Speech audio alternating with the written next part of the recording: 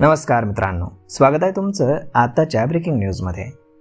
मित्रांनो, पुरंदर तालुक्यामध्ये होत असलेल्या आंतरराष्ट्रीय विमानतळामुळे जमिनीला सोन्याचा भाव आलाय। मागच्या काही महिन्यांपासून या ठिकाणी विमानतळ परिसरामध्ये गावांमध्ये बोगस दस्त नोंदणीचे प्रकार उघडकीस आलेत। वकील, एजंट आणि बनावट वारसदारांचा सुळसुळाट झालाय।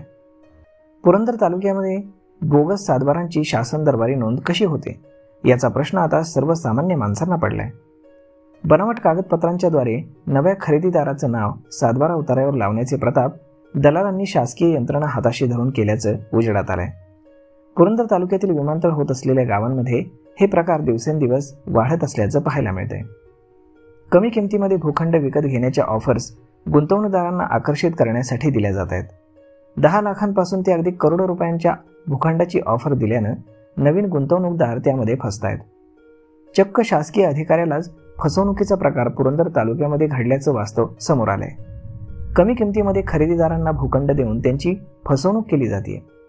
गुंतवणूकदारांनी सावधानता बाळगणं गरजेचं आहे। बहुप्रतीक्षित पुरंदर आंतरराष्ट्रीय विमानतळ प्रकल्पाला पुन्हा गती मिळाल्यानं या भागातील जमिनींच्या किमतीमध्ये लक्षणीय वाढ झाली आहे।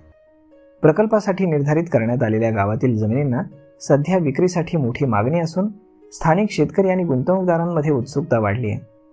संपूर्ण प्रकल्पासाठी सुमारे 2700 हेक्टर जमीन आवश्यक असून सध्या जमीन संपादन प्रक्रियेला चालना देण्यात येत आहे। महाराष्ट्र एअरपोर्ट डेव्हलपमेंट कंपनी या प्रकल्पाची अंमलबजावणी करणार असून राज्य सरकारनं नुकतीच याला मान्यता दिली आहे। शासनाकडून जमिनीचा मोबदला वाढवण्याची तयारी दर्शवण्यात आली आहे। या अंतर्गत जमिनीच्या बाजारभावाच्या 4 ते 5 पट दराने भरपाई देण्याचा प्रस्ताव समोर आलाय। यामुळे अनेक शेतकरी आता जमीन देण्यास सकारात्मक दिसत आहेत। स्थानिक नागरिकांच्या प्रतिक्रिया अशा आहेत की आम्ही या प्रकल्पाला विरोध केला होता, परंतु आता भरपाईचा दर आणि रोजगाराच्या संधीमुळे आम्हाला विश्वास वाटतोय, असं एक स्थानिक शेतकरी सांगत होता। मात्र काही शेतकरी अजूनही त्यांच्या जमिनी जाणार याबद्दल चिंता व्यक्त करत आहेत। या विमानतळामुळे पुणे आणि महाराष्ट्रातील हवाई वाहतुकीला मोठी चालना मिळणार असून पुरंदर तालुक्यामधील सासवड आणि आजूबाजूच्या भागांचा विकास होण्याची दाट शक्यता आहे। औद्योगिक क्षेत्र, हॉटेल, व्यवसाय आणि वाहतूक क्षेत्रामध्ये देखील नवीन दरवाजे उघडणार असल्याची अपेक्षा व्यक्त केली जात आहे। तर मग मित्रांनो, अशा पद्धतीनं जर तुम्ही पुरंदरमध्ये जमीन खरेदी करत असाल किंवा खरेण्याचा विचार करत असाल तर अशा रॅकेटपासनं, बनावट कागदपत्रांपासनं लांब राहणं फार गरजेचं आहे, अन्यथा तुमचं आर्थिक नुकसान होऊ शकतं।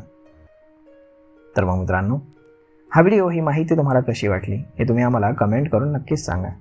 आणि जर आवडली असेल तर आपल्या जवळच्या मित्रमंडळींसोबत देखील हा व्हिडिओ तुम्ही शेअर करायला विसरू नका। धन्यवाद।